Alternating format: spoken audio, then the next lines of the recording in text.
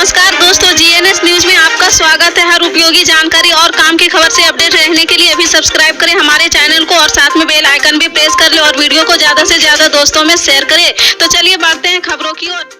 जी हां, आपको बता दें, शिवसेना के नेता आदित्य ठाकरे ने पूर्व सहयोगी भारतीय जनता पार्टी पर निशाना साधते हुए कहा कि बाल ठाकरे ने अन्य दलों को तोड़ने के लिए कभी हिंदुत्व का इस्तेमाल नहीं किया है। मध्य मुंबई में पार्टी कार्यकर्ताओं को संबोधित करते हुए आदित्य ठाकरे ने कहा कि उनकी पार्टी के साथियों को जांच एजेंसियों द्वारा निशाना बनाया जा रहा है, क्योंकि शिवसेना ने विधायकों की अयोग्यता से जुड़े मामले में विधानसभा अध्यक्ष राहुल नरवकर के गलत आदेश को लोगों के सामने प्रमुखता से रखने को लेकर संवाददाता सम्मेलन किया है। एकनाथ शिंदे की बगावत के बाद जून 2022 में शिवसेना में विभाजन हो जाने के उपरांत दोनों ही गुटों ने एक दूसरे के विधायकों को दल बदल कानून के तहत अयोग्य करार देने की मांग करते हुए विधानसभा अध्यक्ष को याचिकाएं दी थी। इस बगावत के शिंदे मुख्यमंत्री बन गए थे। अपने आदेश में नरवकर ने व्यवस्था दी है कि शिंदे गुट का असली शिवसेना है। उन्होंने किसी भी धड़े की किसी भी विधायक को अयोग्य भी नहीं ठहराया है। आदित्य ठाकरे ने कहा कि रविंदर वायकर, किशोर पेडनेकर, राजन सलवी को जांच एजेंसियों द्वारा परेशान किया जा रहा और धमकियां दी जा रही ताकि एकनाथ शिंदे धड़े में चले जाए।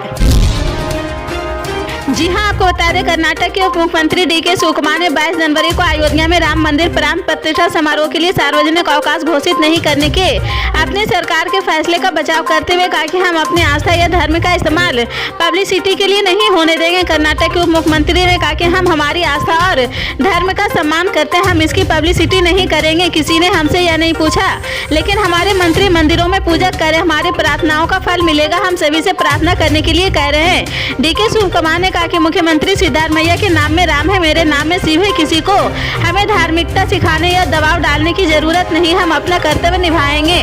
भाजपा 22 जनवरी को राज्य में सार्वजनिक अवकाश घोषित नहीं करने के लिए कर्नाटक सरकार पर निशाना साध रही। इसी दिन अयोध्या में राम मंदिर का अभिषेक समारोह होना है। देश भर के कई राज्यों ने 22 जनवरी को सार्वजनिक अवकाश की घोषणा की है। जी हां, आपको बता दें, साल 2024 के आम चुनाव में अब कुछ ही महीनों का वक्त बचा है। आगामी लोकसभा चुनाव को लेकर राजनीतिक पार्टियों ने अपनी तैयारियां शुरू कर दी है। अब सूत्रों के हवाले से जानकारी आ रही है कि पूर्व केंद्रीय मंत्री अनंत कुमार हेगड़े का टिकट काटने की संभावना है। वहीं दूसरी ओर सूत्रों की माने तो कर्नाटक विधानसभा चुनाव में हार के बाद जेडीएस ने बीजेपी से गठबंधन कर लिया है। गठबंधन के दौरान हुई बातचीत में बीजेपी और जेडीएस को लगा कि कुमारस्वामी को चुनाव लड़ना चाहिए। इसके बाद बीजेपी आलाकमान ने कुमारस्वामी से चुनाव लड़ने का अनुरोध किया है और वह मान गए थे। सूत्रों का कहना है कि बीजेपी जेडीएस को लोकसभा चुनाव में अभी 2 सीटें मान लिया और शासन देने का फैसला किया है, लेकिन जेडीएस अभी और सीटों के लिए बीजेपी से बातचीत कर रही है। जी हां, आपको बता दें, दिल्ली के अखिल भारतीय आयुर्विज्ञान संस्थान ने राम मंदिर प्राण प्रतिष्ठा के अवसर पर 22 जनवरी को अपनी ओबीडीएस सेवाएं दोपहर 2:30 बजे तक बंद करने का अपना फैसला वापस लिया है। दिल्ली एम्स के एडमिनिस्ट्रेटिव ऑफिसर राजेश कुमार ने एक सर्कुलर जारी करते हुए कहा कि संस्थान का आउट पेशेंट डिपार्टमेंट 22 जनवरी को नियमित समय के अनुसार काम करेगा। इस दिन अपॉइंटमेंट लेने वाले मरीजों की ओपीडीए में सर्विस मिलेगी। सभी क्लिनिकल केयर सेवाएं उपलब्ध रहेगी। उन्होंने सभी विभागों के एचडीओ और सेंटरों के प्रमुख को इस संबंध में अपने स्टाफ को सूचित करने का निर्देश दिया है। इससे पहले शनिवार को दिल्ली एम्स ने घोषणा की थी कि 22 जनवरी को अयोध्या में राम मंदिर के प्राण प्रतिष्ठा समारोह का जश्न मनाने के लिए अस्पताल दोपहर 2:30 बजे तक बंद रहेगा।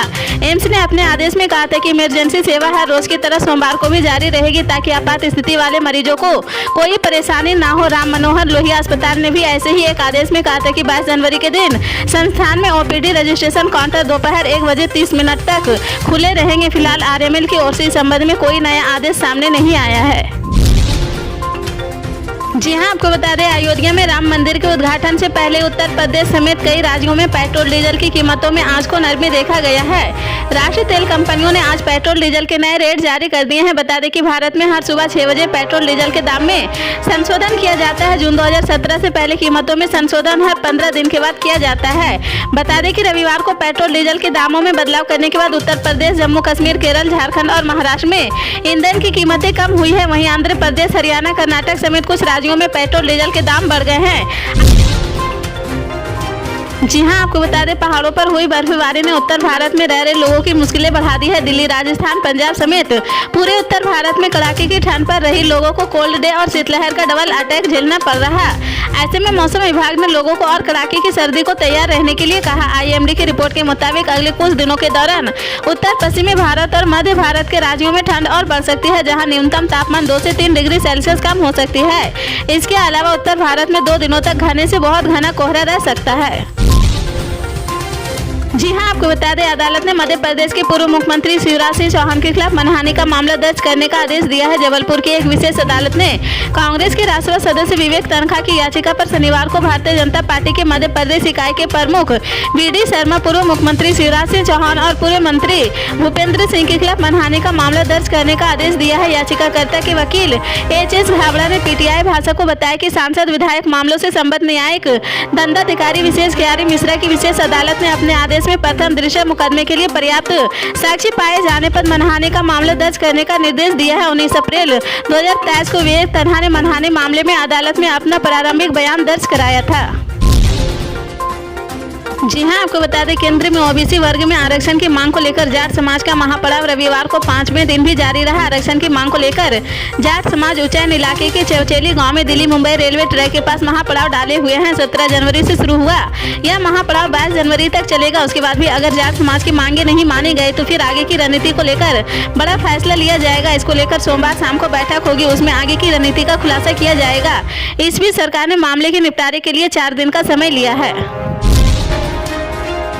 जी हां, आपको बता दें कांग्रेस नेता राहुल गांधी के नेतृत्व में निकाली जा रही भारत जोड़ो न्याय यात्रा और पार्टी के वरिष्ठ नेता जयराम रमेश की कार पर असम के सोनितपुर जिले में जुमुरी घाट में कथित रूप से भाजपा समर्थकों ने हमला कर दिया है। पार्टी ने कहा कि राहुल गांधी के आगमन से पहले उनके रूट पर बीजेपी कार्यकर्ता मोर्चा निकाले थे, तभी भारत जोड़ो न्याय यात्रा की कुछ गाड़ियां उस इलाका से गुजर रही है।